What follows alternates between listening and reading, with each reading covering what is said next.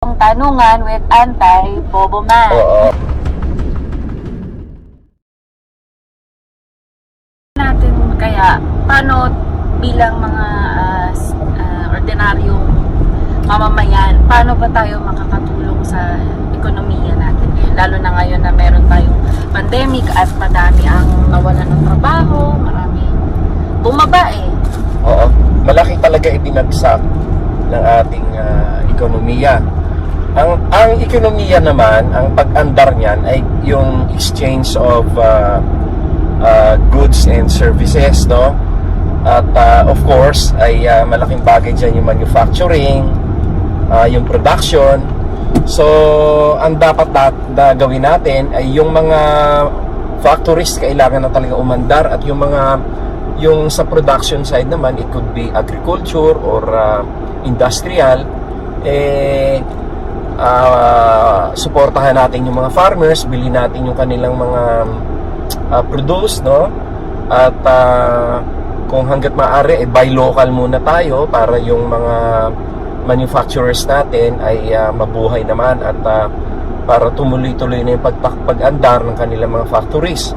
Yun namang may mga kayang bumili, tulungan natin yung mga small businesses, ano? Lalo na yung mga nag-aalok sa yung mga homemade products nila, yung mga nasa online, ano, yung mga pagkain, kung ano-ano. Tulungan natin yan dahil kailangan nila, kahit na yung mga small economies na yan, kapag kumikita sila, yan ang kahit papaano tutulong yan sa pag-ikot ng pera, and therefore ay unti-unti makakabangon ng ating ekonomiya. So, support local businesses, na yung mga online, yung mga ayaw lumabas, pwede magpa-deliver. Kasi at least yung mga Grab, di ba? Yung mga Foodpanda, yung meron silang to stimulate the economy. At marami pa tayong mga dapat na magawa eh. Pero ang isa sa pinakamaganda talaga dyan ay suportahan natin yung mga farmers. Meron akong nabasa kanina sa news na merong oversupply ngayon ng mga gulay, ano, na nanggaling sa La Trinidad, sa Pangasinan, La Union. Tambak-tambak ang mga gulay ngayon. Kaya muna tayo, kain tayo ng mga gulay.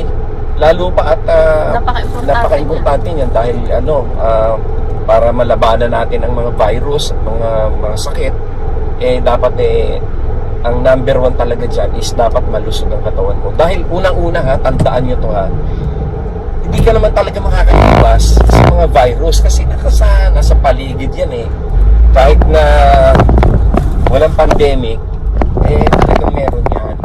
Ngayon, paano ang paglaban dyan? Kailangan malakas ang iyong resistensya. Kumakain ka ng tama, kumakain ng masustansya, natutulog ka ng tama, at bawas na muna yung mga bisyo na kagaya ng sigarilyo, lalo na yung drugs, yung alak, bawas mo kasi pampaano yan pampahina din ng resistensya yan.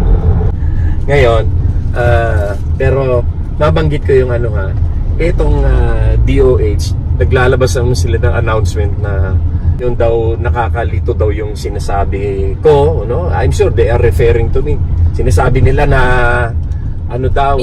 misleading, ganon. Hindi ko sinasabing maniwala kayo sa akin, opinion ko lang yon. Yun ang sang-ayon sa pinagdudugtong-dugtong ko ng mga nababasa ko, mga impormasyon, at dun sa mga advice at information na nakukuha ko sa aking mga kaibigan na doktor, talaga namang curable yung COVID.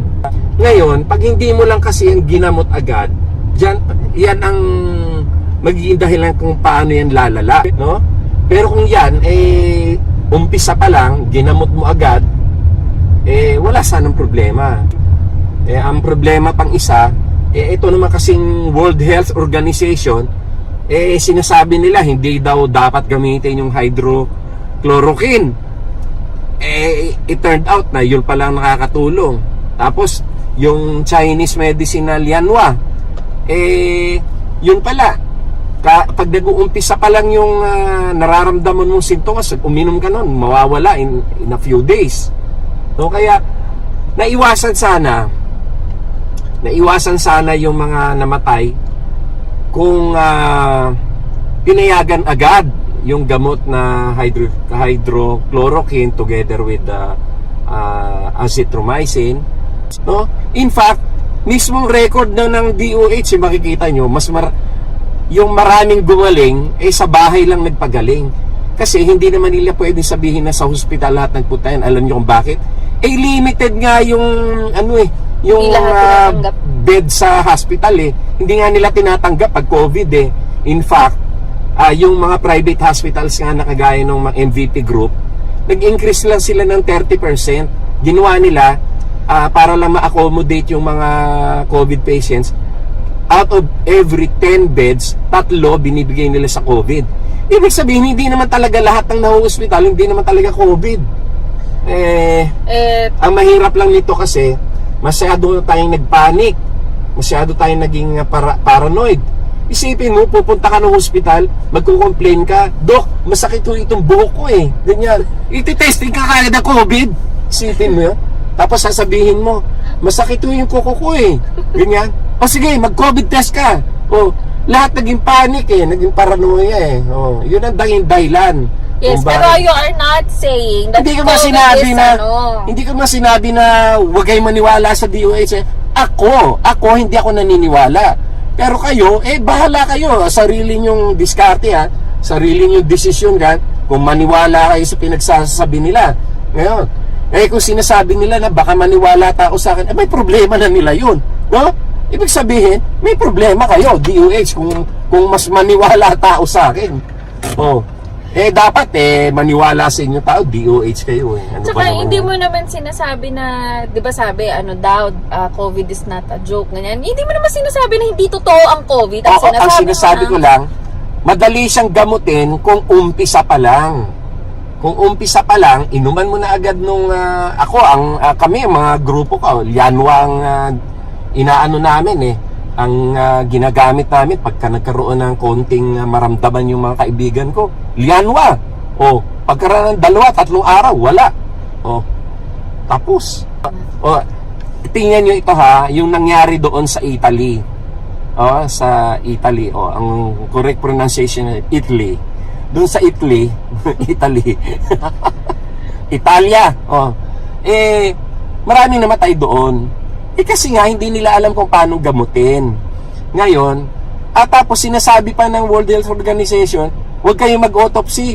Kasi kailangan cremate agad yung cadaver pagka namatay within 24 hours. Kasi baka makahawa, ganyan.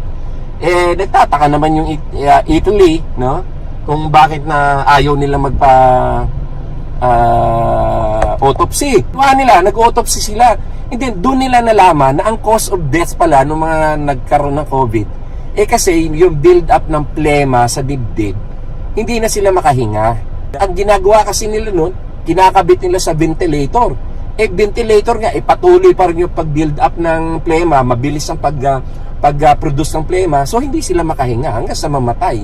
Yun pala naman, di ang gamutin mo yung mapigilan yung pagkakaroon ng plema. Yung isa ng gamot dyan ay yung hydrochloroquine. Dapat wag ding maging pabaya, minom sila ng vitamins. Pitok din ng vitamins, so ganyan.